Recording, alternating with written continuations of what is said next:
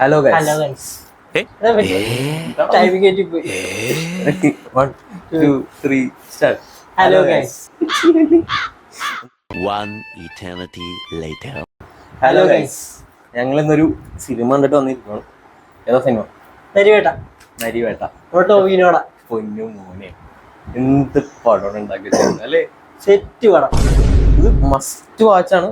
പ്രത്യേകിച്ചൊന്നും പറയാനില്ല. ധൈര്യം ടിക്കറ്റ് എടുത്തോ, പോയി കണ്ടോ. ഒന്നും പറയണ്ട. മേക്കിംഗ് ആയാലും ഇതിനകത്ത് ടൊവിനോ നമ്മൾ കണ്ടിട്ടില്ല. ടൊവിനോ ഇല്ല ഇതിനകത്ത് വർഗീസാണ് ഉള്ളത്. വർഗീസ് ഇങ്ങനെ അഴിഞ്ഞടിയായിരുന്നു. നന്നായിട്ട് അഭിനയിച്ചിട്ടുണ്ട് ടൊവിനോ. വർഗീസ് അതേപോലെ തന്നെ സുരാജ് കൊല്ലോ. ടൊവിനോ ഒരു സീനുണ്ട് കരയുന്ന. അയ്യോ ശരിക്കും കൊള്ളു. അത് മുത്തങ്ങ സംഭവം, അത് ബേസ് ആയിട്ടുള്ള സ്റ്റോറിയാണ്. ട്രെയിലറിൽ എന്താണോ കാണുന്നത് അത് തന്നെയാണ് പടം. ആ ഒരു ഇൻസിഡന്റ് മാത്രമല്ല, പല ഇൻസിഡൻസും ഉണ്ട്. മസ്റ്റ് വാച്ചാണ്. ഇത് മിസ് ചെയ്യരുതായിരുന്നു. ഞങ്ങൾ രാവിലെ ഒന്ന് ഡിറ്റക്റ്റീവ് പറഞ്ഞെങ്കിൽ അതെ, ഡിറ്റക്റ്റീവിന്റെ ഇത് പറഞ്ഞപ്പോഴും എനിക്കൊരു പ്രശ്നം ഉണ്ടായത്, ഒരു ഇമോഷണലി കണക്ഷൻ കിട്ടിയിട്ടില്ല. ഞാൻ അത് അപ്പോഴേ പറഞ്ഞു, ഒരു ആവറേജ് ഫീൽ ആവുന്നു. പക്ഷെ ഇത് തുടരും കണ്ടിട്ട് പിന്നെ ഇത്ര ഇമോഷണൽ കണക്ഷൻ കിട്ടുന്ന പടം നരിവേട്ടയാണ്. അയ്യോ കരയാൻ കുറെ ഇമോഷണൽ സീൻസ് ഉണ്ട്. അത് ഫോഴ്സ്ഫുൾ അല്ല അല്ലേ? കഥ പറച്ചില് നമ്മളതിനകത്ത് ഇന്നാവും. ഫസ്റ്റ് തന്നെ നമ്മള് ഇന്നാവും. പ്രത്യേകിച്ച് ഒരു ലാഗില്ല. 2.5 മണിക്കൂർ പോകാറില്ല. പിന്നെ എനിക്ക് തോന്നുന്നത് നമ്മുടെ മലയാള സിനിമയിൽ വില്ലൻ കഥാപാത്രങ്ങൾ സെറ്റായ പടം ഹിറ്റ്. അതിന് ഏറ്റവും വലിയ എക്സാമ്പിളാണ് ഈ കഴിഞ്ഞ തുടരും. അതേപോലെ തന്നെ ഇതിനകത്ത് വില്ലൻ സെറ്റ് പക്ക സെറ്റുമില്ല. ശരിക്കും അയാളെ കൊണ്ടായിരുന്നു.